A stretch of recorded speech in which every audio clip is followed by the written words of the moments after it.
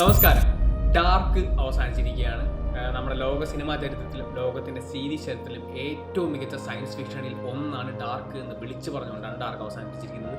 So ഡാർക്കിനെ കുറിച്ചാണ് ഇന്നത്തെ അവലോകനത്തിൽ നാം സംസാരിക്കാൻ പോകുന്നത്.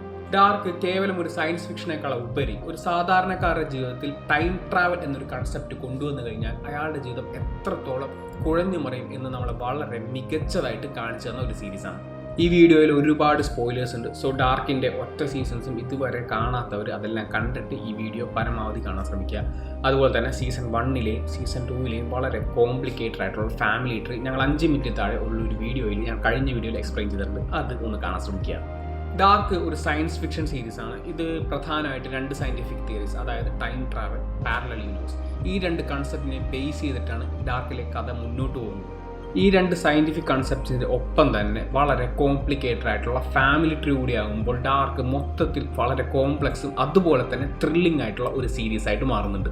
ഈ 2 സയൻറ്റിഫിക് കൺസെപ്റ്റ്സ്, അതായത് ടൈം ട്രാവൽ, പാരലൽ യൂണിവേഴ്സ്, ഇതിൻ്റെ ബേസിക് ആയിട്ടുള്ള ഒരു സയൻസ് മനസ്സിലാക്കി കഴിഞ്ഞാൽ ഒരു പക്ഷേ ഡാർക്കിൻ്റെ മൊത്തത്തിലുള്ള സ്റ്റോറിയുടെ ഒരു ഔട്ട്ലൈൻ മനസ്സിലാക്കാൻ സാധിക്കും എന്ന് ഞങ്ങൾക്ക് തോന്നി.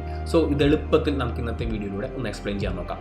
ഈ ഒരു വീഡിയോയുടെ മൊത്തം കണ്ടന്റ് ഞങ്ങൾ ഡിസ്ക്രിപ്ഷനിൽ ടൈം സ്റ്റാമ്പ് ചെയ്തിട്ടുണ്ട്.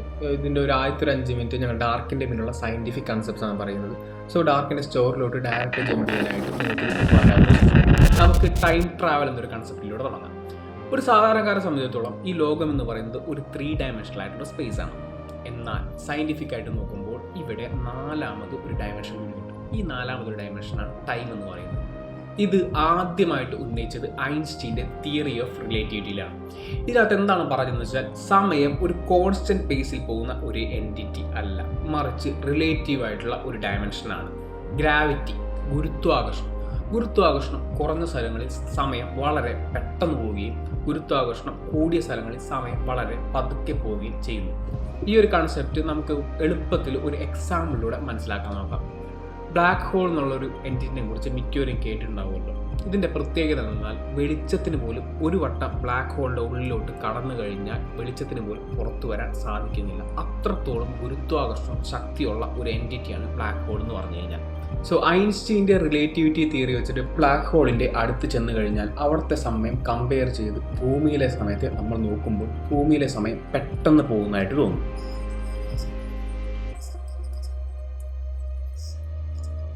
സോ ബ്ലാക്ക് ഹോളിൻ്റെ അടുത്ത് കുറച്ച് സമയം ചിലവഴിച്ച് തിരിച്ച് നമ്മൾ ഭൂമിയിലോട്ട് വരുമ്പോൾ നമ്മളെ സംബന്ധിച്ചിടത്തോളം നമ്മൾ തിരിച്ചു വരുന്നത് നമ്മുടെ ഫ്യൂച്ചറിലോട്ടായിരിക്കും എന്നുള്ള പ്രതീതിയാണ് നമുക്ക് കിട്ടാൻ പോകുന്നത്. ഇതിൻ്റെ പ്രധാന കാരണം എന്താണെന്ന് വെച്ച് കഴിഞ്ഞാൽ, ബ്ലാക്ക് ഹോളിനെ സംബന്ധിച്ചിടത്തോളം ഭൂമിയിൽ ഗ്രാവിറ്റി വളരെ കുറവാണ്. ഗ്രാവിറ്റി കൊണ്ട് നമുക്ക് സമയത്തെ വളയ്ക്കാൻ സാധിക്കും. അതുകൊണ്ടാണ് സമയത്തെ റിലേറ്റീവായിട്ടുള്ള ഒരു കൺസെപ്റ്റായിട്ട് പറയുന്നത്. സോ ഐൻസ്റ്റീൻ്റെ ഈ റിലേറ്റിവിറ്റി തിയറി വെച്ചിട്ട് തിയററ്റിക്കലി നമുക്ക് പാസ്റ്റിലോട്ട് ഒരു ട്രാവൽ പോസിബിൾ അല്ല എന്നാണ് പറയുന്നത്. എന്നാൽ ഫ്യൂച്ചറിലോട്ട് ഒരു ട്രാവൽ പോസിബിൾ ആണ് എന്നാണ് പറയുന്നത്. ഡാർക്ക് ഒരു ഫിക്ഷൻ ആയതുകൊണ്ട് തന്നെ ഇതിൽ പാസ്റ്റിലോട്ട് ഒരു ട്രാവൽ പോസിബിൾ ആണ് എന്നാണ് പറയുന്നത്. ഇതിനെ സപ്പോർട്ട് ചെയ്യുന്ന ഒരുപാട് സയൻറ്റിഫിക് തിയറീസും ഉണ്ട്. എന്നാൽ ഇതിന് ഐൻസ്റ്റീൻ്റെ റിലേറ്റിവിറ്റി തിയറിയുടെ അത്ര പോപ്പുലാരിറ്റി കിട്ടിയിട്ടില്ല എന്നുള്ളതാണ് സത്യം. സോ നമുക്ക് 2ാമത്തെ കൺസെപ്റ്റായ പാരലൽ യൂണിവേഴ്സ് എന്താണെന്ന് നോക്കാം. ഈ ഒരു കൺസെപ്റ്റ് എളുപ്പത്തിൽ മനസ്സിലാക്കാനായിട്ട് ആദ്യം നമുക്ക് 2 ചെറിയ കൺസെപ്റ്റുകളൊന്നും പറഞ്ഞു നോക്കാം. ഇതിൽ ആദ്യത്തെ കൺസെപ്റ്റാണ് സൂപ്പർ പൊസിഷൻ എന്നുള്ള കൺസെപ്റ്റ്. സോ സൂപ്പർ പൊസിഷൻ എന്നുള്ള കൺസെപ്റ്റ് നമുക്ക് എളുപ്പത്തിലൊന്ന് മനസ്സിലാക്കാൻ നോക്കാം. അതായത് സൈമിൾട്ടേനിയസ്ലി ഒറ്റ സമയത്ത് തന്നെ ഒരു സാധനത്തിന് 2 സ്റ്റേറ്റിൽ എക്സിസ്റ്റ് ചെയ്യാൻ സാധിക്കുന്നു. ഇതിനെയാണ് സൂപ്പർ പൊസിഷൻ എന്ന് പറയുന്നത്. ഇതിൻ്റെ ഏറ്റവും എളുപ്പമുള്ള ഒരു എക്സാമ്പിളാണ് നമ്മുടെ ചുറ്റും കാണുന്ന വെളിച്ചം എന്നുള്ളത്. വെളിച്ചത്തിന് ആറ്റോമിക് ലെവലിൽ നോക്കുമ്പോൾ 2 സ്റ്റേറ്റ് ഉണ്ട്. അതായത് ഒന്ന് വേവ് സ്റ്റേറ്റും ഒന്ന് പാർട്ടിക്കിൾ സ്റ്റേറ്റും. ഇത് രണ്ടും ഒരുപോലെ ഒരേ സമയത്ത് എക്സിസ്റ്റ് ചെയ്ത് നിൽക്കുന്നു. ഇത് സൂപ്പർ പൊസിഷൻ്റെ എളുപ്പമുള്ള എപ്പോഴും കാണുന്ന ഫിസിക്കലായിട്ടുള്ള ഒരു എക്സാമ്പിളായിട്ട് നമുക്ക് പറയാൻ സാധിക്കും. സോ നമുക്ക് 2ാമത്തെ കൺസെപ്റ്റായ ക്വാണ്ടം എൻടാങ്കിൾമെൻറ്റ് എന്താണെന്ന് നോക്കാം. ഈ ക്വാണ്ടം എൻടാങ്കിൾമെൻറ്റ് എളുപ്പത്തിൽ മനസ്സിലാക്കാനായിട്ട് നമുക്കൊരു എക്സ്പെരിമെൻറ്റ് നോക്കാം. ഈ ഒരു എക്സ്പെരിമെൻറ്റ് കണ്ടക്ട് ചെയ്തിരിക്കുന്ന ഷ്രോഡിംഗർ എന്ന് പറയുന്ന സയൻറ്റിസ്റ്റാണ്. ഇദ്ദേഹം ഇതൊരു പ്രാക്ടിക്കലായിട്ട് ചെയ്ത ഒരു എക്സ്പെരിമെൻ്റ് അല്ല, മറിച്ച് ഇദ്ദേഹത്തിന് ചിന്തയിലുണ്ടായ ഒരു എക്സ്പെരിമെൻ്റാണ്. ഒരു തോട്ട് എക്സ്പെരിമെൻറ്റ് മാത്രമാണ്. സോ ഈ ഒരു എക്സ്പെരിമെൻറ്റ് നമുക്ക് നോക്കാം. ആദ്യം തന്നെ ഒരു ബോക്സ് സങ്കല്പിക്കുക. ഈ ബോക്സിനുള്ളിൽ 3 സാധനങ്ങൾ പ്ലേസ് ചെയ്തിട്ടുണ്ട്. ഒന്ന് റേഡിയോ ആക്റ്റീവ് ആയിട്ടുള്ള സൂപ്പർ പൊസിഷൻ ആയിട്ടുള്ള ഒരു എലമെൻറ്റ്. ഇനി ഈ റേഡിയോ ആക്റ്റീവ് ആയിട്ടുള്ള ഈ എലമെൻറ്റ് റേഡിയേഷൻ പുറത്ത് വിട്ട് കഴിഞ്ഞാൽ ആ റേഡിയേഷൻ ഡിറ്റക്ട് ചെയ്ത് പോയ്സണസ് ആയിട്ടുള്ള ഒരു ഗ്യാസ് റിലീസ് ചെയ്യാൻ പാകത്തിലുള്ള ഒരു ഡിവൈസ്. ഇതാണ് 2ാമത്തെ സാധനം. 3ാമത്തെ സാധനം ഒരു പൂച്ചയാണ്. ഇനി നമ്മൾ ഈ ബോക്സ് തുറന്ന് നോക്കുന്നത് വരെ രണ്ട് റിയാലിറ്റീസും ഒരുപോലെ എക്സിസ്റ്റ് ചെയ്യുന്നുണ്ട്.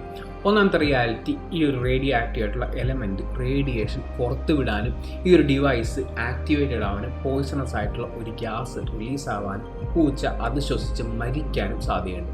രണ്ടാമത്തെ റിയാലിറ്റി, റേഡിയോ ആക്റ്റീവ് ആയിട്ടുള്ള എലമെൻറ്റ് പുറത്ത് റേഡിയേഷൻ വിടുന്നില്ല, ഡിവൈസ് ആക്ടിവേറ്റ് ആവുന്നില്ല, പൂച്ച മരിക്കുന്നില്ല. സോ നമ്മൾ നേരത്തെ പറഞ്ഞു ബോക്സ് തുറന്ന് നോക്കുന്നവരെ റേഡിയോ ആക്റ്റീവ് ആയിട്ടുള്ള ആ ഒരു എലമെൻറ്റ് സൂപ്പർ പൊസിഷനിലാണെന്ന്. ഈ റേഡിയോ ആക്റ്റീവ് ആയിട്ടുള്ള എലമെൻറ്റ് റേഡിയേഷൻ പുറത്തുവിട്ടാൽ മാത്രമേ ഒരു ഡിവൈസ് ആക്ടിവേറ്റഡ് ആവുന്നുള്ളൂ, പോയ്സണസ് ഗ്യാസ് റിലീസ് ആവുന്നുള്ളൂ. സോ ബോക്സ് തുറക്കുന്നത് വരെ ഈ ഒരു ഡിവൈസും സൂപ്പർ പൊസിഷനിലാണെന്ന് നമുക്ക് പറയാം.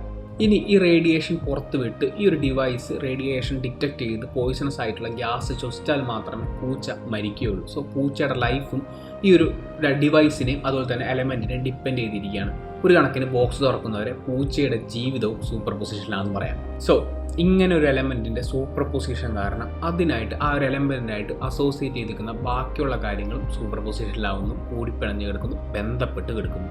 ഇതിനെയാണ് ക്വാണ്ടം എൻടാങ്കിൾമെൻറ്റ് എന്ന് പറയുന്നത്. സോ ഈ ഒരു കേസിൽ നമുക്ക് റേഡിയോ ആക്റ്റീവ് ആയിട്ടുള്ള എലമെൻറ്റ് പൂച്ചയും ക്വാണ്ടം എൻടാങ്കിൾമെൻറ്റിലാണെന്ന് പറയാം. സോ നമ്മൾ ഈ ബോക്സ് തുറക്കുന്നത് വരെ രണ്ട് പോസിബിൾ ഔട്ട്കംസ് ഉണ്ട്. ഒന്ന് പൂച്ച മരിച്ചു പോകാനുള്ള സാധ്യതയുണ്ട്, ഒന്ന് പൂച്ച മരിക്കാതിരിക്കാനുള്ള സാധ്യതയുണ്ട്. സോ ഈ ഒരു തിയറിയുടെ പ്രഡിക്ഷൻ വെച്ചിട്ട് നമ്മുടെ യൂണിവേഴ്സിൽ ഒരു ക്വാണ്ടം എൻടാങ്കിൾമെൻറ്റ് ഉണ്ടാകുമ്പോൾ നമ്മുടെ യൂണിവേഴ്സ് സ്പ്ലിറ്റ് ചെയ്ത് രണ്ട് സെപ്പറേറ്റ് യൂണിവേഴ്സായിട്ട് പോകുന്നു.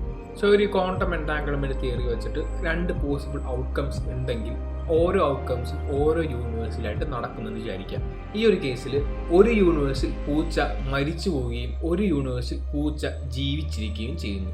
സോ ഇങ്ങനെ ക്വാണ്ടം എൻടാങ്കിൾമെൻറ്റ് കൊണ്ടും സൂപ്പർ പൊസിഷൻ കൊണ്ടും സ്പ്ലിറ്റ് ചെയ്തു പോകുന്ന ഓരോ യൂണിവേഴ്സിനെയും നമുക്ക് പാരലൽ യൂണിവേഴ്സസ് എന്ന് വിശേഷിപ്പിക്കാം. നമ്മുടെ ഈ ലോകത്ത് ഒറ്റ സെക്കൻഡിൽ തന്നെ ഒരുപാട് ക്വാണ്ടം എൻടാങ്കിൾമെൻറ്റ്സ് ഉണ്ടാവാൻ ഒരു ചാൻസ് ഉണ്ടെങ്കിൽ അതിന് കണക്കായിട്ടുള്ള പാരലൽ യൂണിവേഴ്സും ഉണ്ടാവാനുള്ള ഒരു സാധ്യതയുണ്ട്. നമ്മുടെ ഭൂരിഭാഗം സയൻറ്റിസ്റ്റുകളും പാരലൽ യൂണിവേഴ്സ് എന്നൊരു കൺസെപ്റ്റിൽ വിശ്വസിക്കുന്നുണ്ടെങ്കിലും ഒരു ക്വാണ്ടം എൻടാങ്കിളിൽ നിന്നും ഉള്ള ഡിഫറെൻറ്റ് യൂണിവേഴ്സ് തമ്മിൽ ബന്ധപ്പെട്ട് കിടക്കുന്നു എന്ന് വിശ്വസിക്കുന്നില്ല. ഈ ഒരു തിയറി നമുക്കിനി ഡാർക്കിലോട്ട് അപ്ലൈ ചെയ്ത് നോക്കാം. നമുക്ക് ടാൻ ഹൗസയിൽ നിന്ന് തുടങ്ങാം.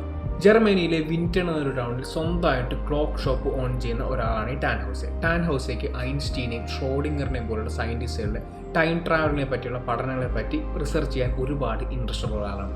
ഇദ്ദേഹത്തിൻ്റെ ജീവിതത്തിലെ പ്രധാന ഒരു സമയം ഇദ്ദേഹം ഇതിനു വേണ്ടി ഇൻവെസ്റ്റ് ചെയ്യുന്നു. ഇദ്ദേഹത്തിൻ്റെ സയൻസിലുള്ള ഈ ഒരു ഒബ്സെഷൻ ഇദ്ദേഹത്തിൻ്റെ കുടുംബജീവിതത്തിൽ ഒരുപാട് പ്രശ്നങ്ങൾ ഉണ്ടാക്കുന്നുണ്ട്. ഇതിൻ്റെ ഒപ്പം തന്നെ ഒരു കാർ ആക്സിഡൻറ്റിൽ ഇദ്ദേഹത്തിൻ്റെ മകനും മകൻ്റെ ഭാര്യയും പേരക്കുട്ടിയും മരിച്ചു പോകുന്നു. ഈ ഒരു ഇൻസിഡൻറ്റ് ടാൻ ഹൗസിനെ ഒരുപാട് വിഷമത്തിലാക്കുന്നു. സോ ഷ്രോഡിംഗറിൻ്റെ കാറ്റ് എക്സ്പെരിമെൻറ്റിലും അതുപോലെ തന്നെ ക്വാണ്ടം എൻടാങ്കിൾമെൻറ്റിലും എല്ലാത്തിലും ഒരുപാട് വിജ്ഞാനമുള്ള ടാൻ ഹൗസെ മകൻ മരിക്കാത്ത ഒരു പാരലൽ യൂണിവേഴ്സിലേക്ക് ട്രാവൽ ചെയ്യാൻ ശ്രമിക്കുന്നു. സോ ഇങ്ങനെയുള്ള ഒരു പാരലൽ യൂണിവേഴ്സിലോട്ട് ട്രാവൽ ചെയ്യാൻ വേണ്ടി അദ്ദേഹം ഒരു മെഷീൻ ഉണ്ടാക്കാൻ ശ്രമിക്കുന്നു. ഇതിൻ്റെ ഇടയിൽ ഈ ഒരു ശ്രമത്തിൻ്റെ ഇടയിൽ ആക്സിഡൻ്റലി അദ്ദേഹം നിൽക്കുന്ന ആ ഒറിജിൻ വേൾഡിൽ നിന്ന് പുതിയ രണ്ട് വേൾഡ് പ്രൊജക്റ്റ് ചെയ്യപ്പെടുന്നു. ഇതിൽ ഒന്നാണ് ആഡത്തിൻ്റെ വേൾഡ്, മറ്റൊന്നാണ് ഈവയുടെ വേൾഡ്. ഇവരുടെ ഈ രണ്ട് വേൾഡിൻ്റെ കുറച്ച് പ്രത്യേകതകൾ നമുക്ക് നോക്കാം. നമുക്ക് ആദ്യത്തെ പ്രത്യേകതയിലോട്ടൊന്ന് പോവാം. ടാൻ ഹൗസെ ആഡത്തിൻ്റെയും ഈവയുടെ വേൾഡ് ക്രിയേറ്റ് ചെയ്യുന്ന ആ ഒരു ഇൻസ്റ്റൻസിൽ, ആ ഒരു മൊമെൻറ്റിൽ തന്നെ ഡാർക്കിൽ നമ്മൾ കാണുന്ന എല്ലാവിധ ഇൻസിഡൻസും, അതായത് പാസ്റ്റിലും പ്രസൻറ്റിലും ഫ്യൂച്ചറിലും കാണുന്ന എല്ലാവിധ ഇൻസിഡൻസും അവിടെ ആ ഒരു ഇൻസ്റ്റൻസിൽ തന്നെ ക്രിയേറ്റ് ചെയ്യപ്പെടുകയാണ്. ഈ ഒരു ഇൻസിഡൻസ് നടക്കുന്ന ഒരു ടൈം ലൈൻ്റെ ഏറ്റവും വലിയ പ്രത്യേകത എന്നാൽ ഈ ടൈം ലൈൻ ഒരു ലീനിയർ ഫോർമാറ്റിലല്ല പോകുന്നത്. അതായത് പാസ്റ്റിൽ നിന്നും പ്രസൻറ്റിലേക്ക്, പ്രസൻറ്റിൽ നിന്നും ഫ്യൂച്ചറിലേക്ക് ഈ ഒരു ഫോർമാറ്റിലല്ല പോകുന്നത്. മറിച്ച് പാസ്റ്റും പ്രസൻറ്റും ഫ്യൂച്ചറും ആഡത്തിൻ്റെയും ഈവയുടെയും വേൾഡിൽ അങ്ങോട്ടും ഇങ്ങോട്ടും ഒരു ലൂപ്പിലെന്ന പോലെ കെട്ടുപിണഞ്ഞ് കിടക്കുകയാണ്. ഇനി നമുക്ക് രണ്ടാമത്തെ പ്രത്യേകത എന്താണെന്ന് നോക്കാം.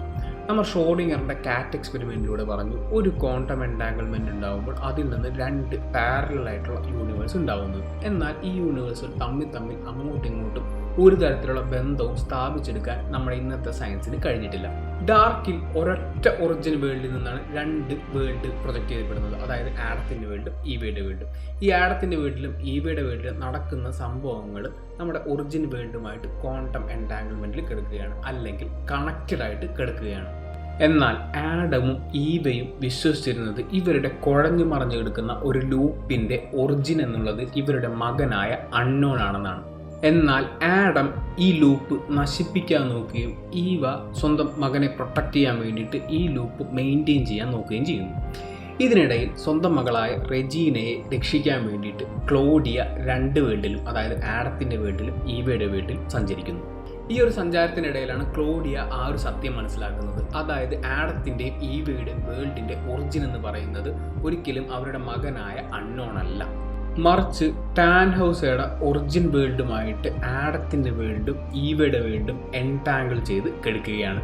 ഇതുകൊണ്ടാണ് എന്തൊക്കെ ചെയ്തിട്ടും ആഡത്തിൻ്റെ വേൾഡിൽ ആഡത്തിന് വലിയൊരു ചേഞ്ച് കൊണ്ടുവരാൻ സാധിക്കാത്തത്. ഈ സത്യങ്ങളെല്ലാം മനസ്സിലാക്കിയ ക്ലോഡിയ ഇത് ആഡത്തിനെ പറഞ്ഞ് കൺവിൻസ് ചെയ്യുന്നു. ആഡം അങ്ങനെ ജോനാസിനെ മാർത്തയും ടാൻ ഹൗസിൻ്റെ ഒറിജിനൽ വേൾഡിലേക്ക് അയക്കുകയാണ്. ടാൻ ഹൗസിൻ്റെ ഒറിജിൻ വേൾഡിലെത്തിയ ജോനാസും മാർത്തയും ടാൻ ഹൗസിൻ്റെ മകൻ്റെയും ഭാര്യയുടെയും ആക്സിഡൻറ്റ് ഒഴിവാക്കുകയും അതോടൊപ്പം തന്നെ ടാൻ ഹൗസിന് മറ്റൊരു വേൾഡിലോട്ട് പോകാനുള്ള ഒരു അവസരം ഇല്ലാതാക്കുകയും ചെയ്യുന്നു. ടാൻ ഹൗസയുടെ ഈ ഒരു ട്രാവലിൻ്റെ ആവശ്യം ഇല്ലാതാവുമ്പോൾ അവിടെ ഓട്ടോമാറ്റിക്കലി ആഡത്തിൻ്റെയും ഈവയുടെയും വേൾഡിന് എക്സിസ്റ്റൻസ് ഇല്ലാതാവുകയാണ്. ഇത്രയാണ് ഡാർക്കിൻ്റെ ഒരു ബേസിക് സ്റ്റോറി എന്ന് പറയാൻ പറ്റുന്നത്. ഇതിൻ്റെ ഒപ്പം തന്നെ ഡാർക്കിൻ്റെ ഫാമിലി ട്രീ മനസ്സിലാക്കി കഴിഞ്ഞാൽ ഡാർക്ക് ഓൾമോസ്റ്റ് ഫുള്ളായിട്ട് മനസ്സിലാക്കാൻ പറ്റുമെന്നാണ് ഞങ്ങൾക്ക് തോന്നിയത്. ഡാർക്കിലെ സീസൺ 1ലെയും സീസൺ 2ലെയും ഫാമിലി ട്രീ ഞങ്ങൾ കഴിഞ്ഞ വീഡിയോയിൽ 5 മിനിറ്റ് താഴെ എക്സ്പ്ലെയിൻ ചെയ്തിട്ടുണ്ടായി. ഇനി സീസൺ 3ൽ പറയുന്ന ഫാമിലി റിലേഷൻസ് നമുക്ക് നോക്കാം. ആഡത്തിൻ്റെയും ഈവയുടെയും മകനാണ് അൺനോൺ. ബാർട്ടോഷിനും സിൽജയ്ക്കും ചേർന്ന് 2 മക്കളുണ്ടാവുന്നു. ഹന്നോ എന്ന് പറയുന്ന നോവ, അതുപോലെ തന്നെ ആഗ്നസ്. ഈ ആഗ്നസിനും അൺനോണിനും ഉണ്ടാവുന്ന മകനാണ് ട്രോൺടെ. ഇനി നമുക്ക് ബാർട്ടോഷിന്റെ ഭാര്യ സിൽജയിലോട്ട് തിരിച്ചു വരാം. സിൽജ എന്ന് പറയുന്നത് ഹന്നയ്ക്കും ഈഗോൺ ടീഡമാനും ഉണ്ടാവുന്ന മകളാണ് സിൽജ. സീസൺ 2ൽ ക്ലോഡിയയും ട്രോൺടെയും തമ്മിൽ ഒരു അഫെയർ കാണിക്കുന്നുണ്ട്. സോ സ്വാഭാവികമായിട്ടും റെജീന എന്നുള്ളത് ഈ ഒരു ദമ്പതികളുടെ മകളാണെന്നാണ് നമ്മൾ വിചാരിക്കുക. എന്നാൽ ശരിക്കും ബേൺട്ടിനും ക്ലോഡിയയ്ക്കും ഉണ്ടാവുന്ന മകളാണ് റെജീന. ഇനി ഡാർക്കിൽ നമ്മൾ അധികമായിട്ട് ശ്രദ്ധിക്കാതെ പോയ ഒരു ഹിഡൻ ഡീറ്റെയിൽസിലോട്ട് പോവാം. ഡാർക്കിൽ മാർത്ത സ്കൂളിൽ വെച്ച് ഒരു ഡ്രാമ കളിക്കുന്നുണ്ട്. ഗ്രീക്ക് മിത്തോളജിയിലുള്ള ആരിയാന രാജകുമാരിയുടെ കഥയെ ബേസ് ചെയ്തിട്ടാണ് ഈ ഡ്രാമ കളിക്കുന്നത്. ഈ കഥയെ ബേസ് ചെയ്തിട്ടുള്ള ഒരു ബുക്കും എച്ച്.ജി. ടാൻ ഹൗസിൻ്റെ മുത്തച്ഛനായ ഗുസ്താവോ ടാൻ ഹൗസ് എപ്പോഴും കയ്യിൽ കൊണ്ട് നടക്കുന്നുണ്ട്. ഇനി ഈ കഥ നമുക്കൊന്ന് ബ്രീഫായിട്ട് നോക്കാം. ക്രെറ്റ എന്ന രാജ്യം ഭരിക്കുന്ന മിനോർ എന്ന രാജാവ്, ഇദ്ദേഹത്തിൻ്റെ മകളാണ് ആരിയാന എന്ന രാജകുമാരി. ഈ ഒരു ക്രെറ്റ എന്ന് പറഞ്ഞ രാജ്യത്തെ ജനങ്ങളെ നിരന്തരം ദ്രോഹിക്കുന്ന ഒരു ബീസ്റ്റ് ഉണ്ട്. ഈ ഒരു ബീസ്റ്റിൻ്റെ പേരാണ് മീനോറ്റോർ. ഈ മീനോറ്റോറിനെ പിടിച്ചു കെട്ടി രാജ്യത്തിന് ഒരു ഐലൻഡിൽ കൊണ്ടിടാനാണ് രാജാവ് പരിചാരകൻ ശ്രമിക്കുന്നത്. അങ്ങനെ അവസാനം ഇവർ ഇതിനെ പിടിച്ചു കെട്ടി ഐലൻഡിലുള്ള ഒരു മെയ്സിൽ കൊണ്ടിടുന്നു. ഈ ഒരു ഐലൻഡിൻ്റെ ചുമതല രാജാവ് ഏൽപ്പിക്കുന്നത് സ്വന്തം മകളായ ആരിയാനയാണ്. ഈ ഒരു ട്രാപ്പിൽ അകപ്പെട്ടിട്ട് പോലും, അതായത് ഈ ഒരു മെയ്സിൽ അകപ്പെട്ടിട്ട് പോലും ഒരു കൊല്ലം 7 മുതൽ 9 യുവാക്കളുടെ ജീവൻ ഒരു കുരുതിയായിട്ട് ഈ ഒരു ബീസ്റ്റ് ആവശ്യപ്പെടുന്നു. സോ ഈ ഒരു മനുഷ്യക്കുരുതി ഒഴിവാക്കാനായിട്ട് അയൽ രാജ്യത്ത് നിന്ന് തീസിയസ് എന്നൊരു രാജകുമാരൻ ഐലൻഡിൽ കാലുകുത്തുന്നു. ഐലൻഡിൽ ചെന്നെത്തുന്ന രാജകുമാരൻ ഐലൻഡിൻ്റെ ചുമതലയുള്ള രാജകുമാരിയായ ആരിയാനുമായി ആദ്യ കാഴ്ചയിൽ തന്നെ പ്രണയത്തിലാവുന്നു. സോ കഥയുടെ അവസാനം ഈ ഒരു ബീസ്റ്റിനെ ഈ ഒരു തീസിയസ് രാജകുമാരൻ കൊല്ലുകയും എന്നാൽ പല കാരണങ്ങൾ കൊണ്ട് ആരിയാന രാജകുമാരിയുമായി തീസിയസ് രാജകുമാരൻ ഒന്നിക്കാതെ പോവുകയാണ് ചെയ്യുന്നത്. ഈ ഒരു കഥ ഡാർക്കിൽ കൊണ്ടുവന്നത് സിംബോളിക് ആയിട്ടുള്ള ഒരു റെപ്രസെൻറ്റേഷൻ പോലെയാണ്.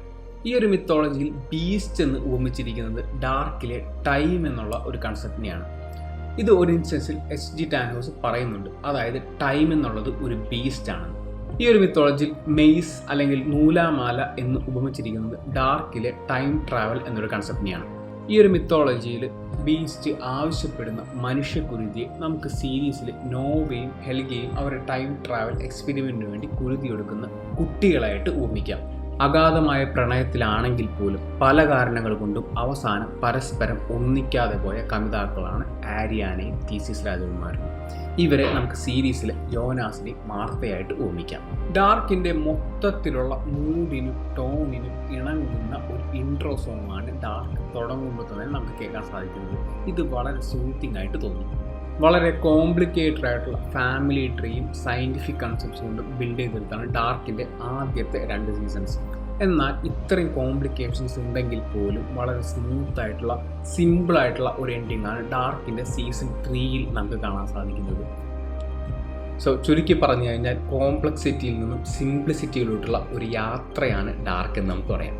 അതുകൊണ്ട് തന്നെ ഇന്ന് ലോകത്ത് ഈ ഒരു സീരീസിന് കിട്ടുന്ന അംഗീകാരങ്ങളും സ്വീകാര്യതയും ഡാർക്കിൻ്റെ എല്ലാ ക്രൂ മെമ്പേഴ്സും 100% അർഹിക്കുന്നതാണ്. ഇനി ഈ ഡാർക്കിൽ കാണുന്ന ടൈം ട്രാവൽ എന്നൊരു കൺസെപ്റ്റ് നിങ്ങളുടെ ശരിക്കുള്ള ജീവിതത്തോട്ട് വന്നു കഴിഞ്ഞാൽ നിങ്ങൾ ആദ്യം ചെയ്യാൻ പോകുന്നത് എന്തായിരിക്കും? നിങ്ങൾ ക്രിയേറ്റീവായിട്ടുള്ള ആൻസേഴ്സ് അടിയിൽ കൊടുക്കുക. കമൻറ്റ് ബോക്സ് നിങ്ങൾക്ക് മുന്നിൽ വിശാലമായിട്ട് തുറന്നെടുക്കുകയാണ്.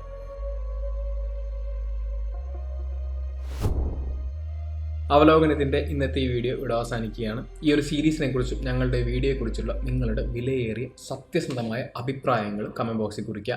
സോ അടുത്തൊരു വീഡിയോയിൽ അടുത്തൊരു സീരീസിനെ കുറിച്ചോ അടുത്തൊരു സിനിമയെക്കുറിച്ച് കാണുന്നവരെ നന്ദി, നമസ്കാരം.